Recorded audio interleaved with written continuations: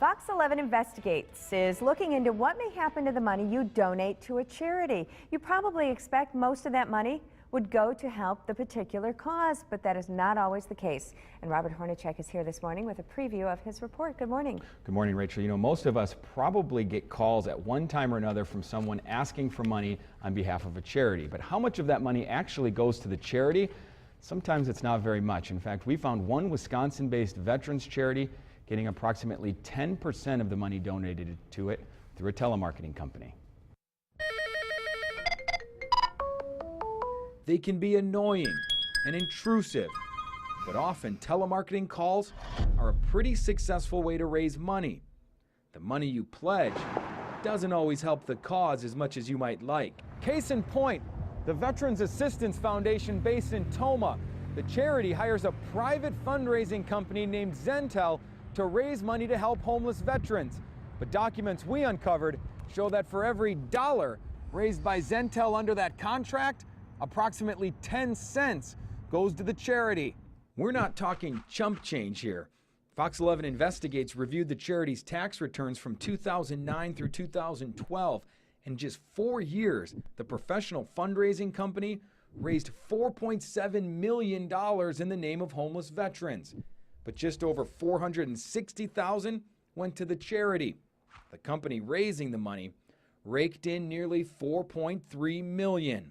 Is this the best way? No, I wouldn't say it is. I know it isn't. But it's the best I can do right now. Now, coming up tonight on Fox 11 News at 9, we're going to have more details on the fundraising efforts of the Veterans Assistance Foundation, including a breakdown of the costs associated with this type of fundraising. And we have some tips for you if you'd like to find out what you should do if you get a call from a telemarketer raising money on behalf of a charity. Go to our website, fox11online.com, click on the Fox 11 Investigates tab.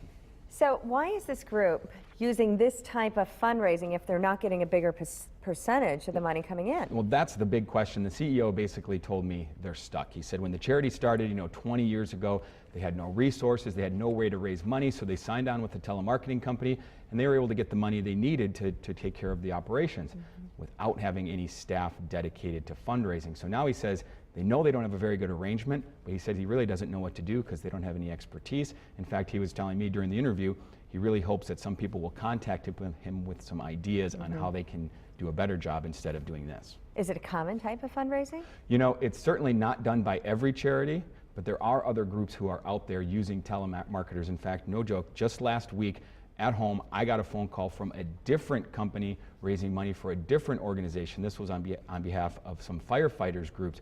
And I followed some of those tips. I asked all the questions I needed to, including how much of each donation goes to the cause. You can ask that? You ask that, and they have to tell you that. They also have to tell you if they're a professional fundraiser. And this particular group got 12%. So 12 cents of every dollar actually went to the charity. The rest went to pay for the fundraising costs. So the onus is really on us receiving those phone calls at home. Do your homework. Find out where your money's going before you give. Yeah, because you could give directly in some instances. Exactly. Most of these organizations do take donations directly, including the Veterans Assistance Foundation, but they say they don't have the resources to handle that type of stuff. So if you go to their website, there's no administrative costs. If they call you, they get 10%. Very interesting. Thanks, Robert.